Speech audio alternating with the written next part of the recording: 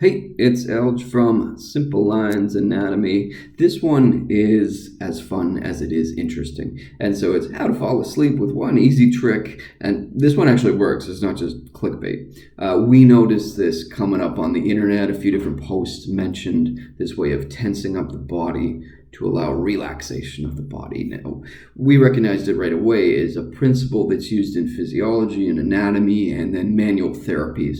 And we can explain it a little bit better than some of the explanations we've seen so far. The main concepts are PIR, what we call post-isometric relaxation, mediating tension, and then changing autonomic nervous system tone, basically our stress response in the body. I'm going to get rid of that layer. We'll pull up our board here. So what was proposed, or what we've seen proposed, is that when we contract and relax the muscles of the body, we calm down our fight or flight response, what we call the sympathetic nervous system. And this is not a bad way of explaining it. It was sort of proposed that we give the body a physical expression, and so the body believes it's done something effective. And this is a really good explanation. It's important to have a good physical outlet for your stress.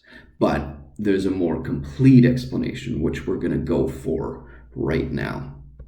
So the proposed mechanism is simply laid out here. Now, if you just wanted to learn how to do that, you could just read this and stop watching right after. Please don't stop watching.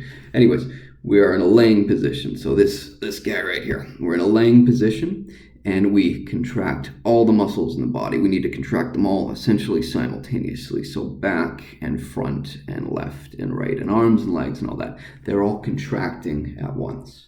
Now, a very key point is that we do it gently. Gently is important, and gently without movement too. We want to stay still while we're doing this. That gives time. We'll explain why that's the case. And then we hold it for about 5 to 10 seconds, give or take. Maybe for some people it's longer, shorter, but 5 to 10 seconds for it to take effect. And then we let all of it go. The body relaxes as a unit, and we end up actually being less tense than when we started, which is a very neat effect. So if we started at one level of tone beforehand, we started basically at a certain amount of tension here. We contract, we bring it up, and then we lose our contraction, the tension drops out. So that's the tension right there. And this is a known effect. This is not a new thing. It's not just for falling asleep. There's a few reasons for that. Now, one slight caveat.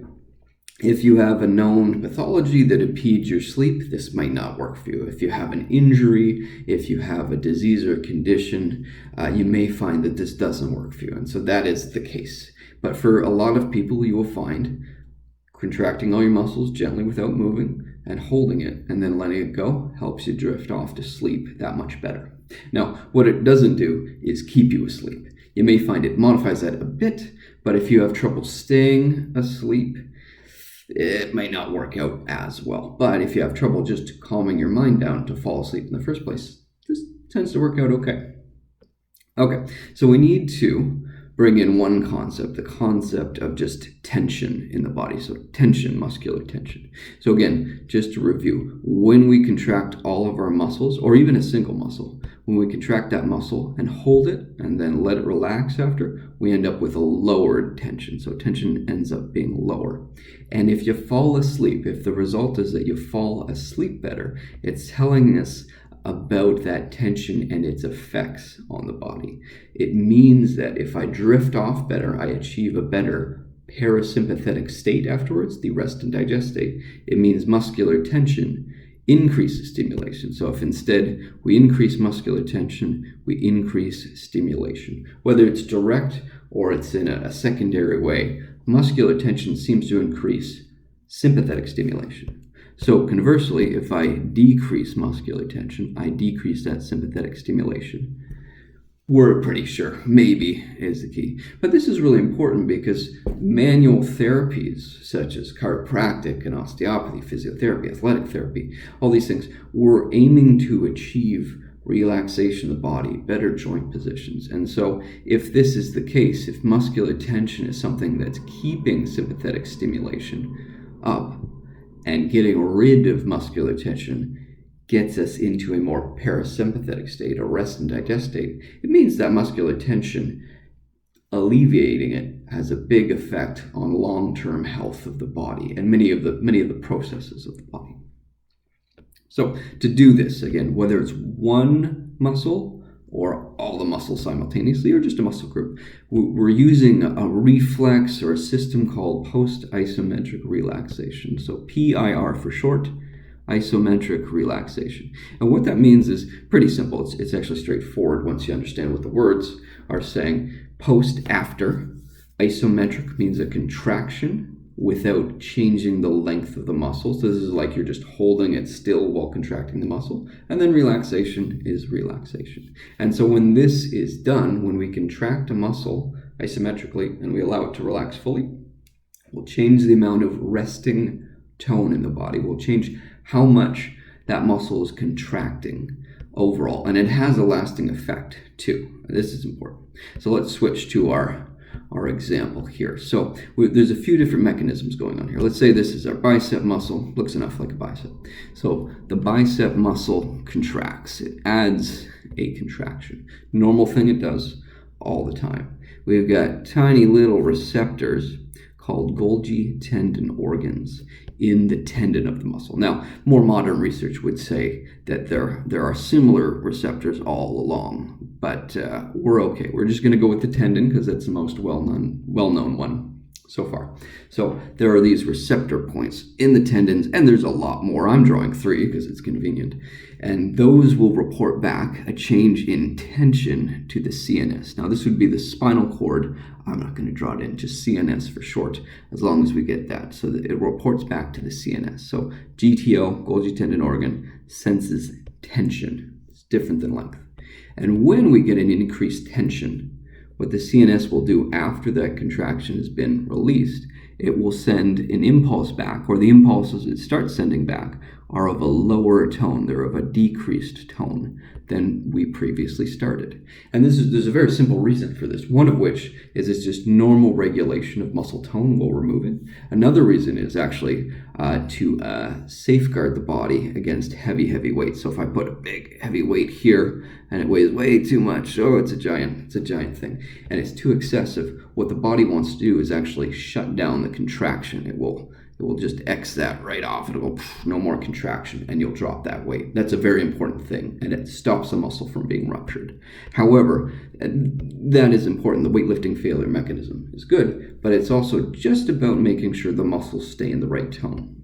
It gives credence to the idea that exercise is important in the body, and that's totally fine.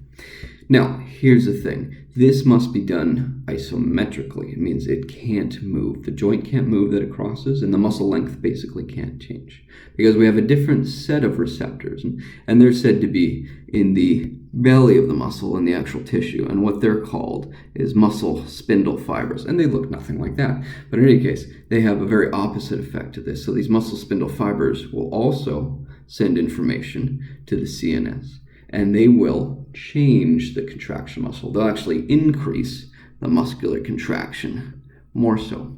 They are a safeguarding mechanism against over-lengthening of the muscle. So if the muscle was getting too long, it would contract the muscle to stop that. But it's not just that. In fact, the muscle spindle fibers want to guard against rapid jarring changes in the muscle, so rapid length changing. So if the muscle moves around a little bit while we're attempting to do this contraction, a great example being when we're doing some kind of manual therapy treatment, if the muscle moves too fast, then we have a problem. It will set off these muscle spindle fibers because we get a change in length, and it will inhibit the action of the GTOs, the tension receptors. And so if this is the case, if we're allowing too much movement in our treatments, or we're allowing too much movement when we're trying to activate this resting mechanism, this falling asleep trick, then it will stop what we're doing from happening. Very important that we have a good secure hold, or we don't move too much in this case. We want to make sure it's Golgi tendon organs activated, not muscle spindles. Big difference. Very, very important. So, just to review, when we're in this lying position, if we want to fall asleep better, we lay in a position that's comfortable to us, that we hopefully will fall asleep in. We contract all the muscles simultaneously. Contracting all these muscles simultaneously helps us make sure that we don't move because it's backwards and forwards. We want to bring it on very gently so we don't create a jarring motion and we don't create any movement while we're doing it. And we have to hold it for a sustained period of time to activate the GTOs and not the muscle spindles. And then we let it all go. And hopefully we drift off to sleep very, very nicely. This is Simple Lines Anatomy. Really hope that all works for you. Hope it made sense too. If you like this kind of stuff, we've got more on our Instagram, Facebook, and Twitter. And if you like learning about musculoskeletal anatomy in general, we've got a great app for iPhone and Android. Thank you.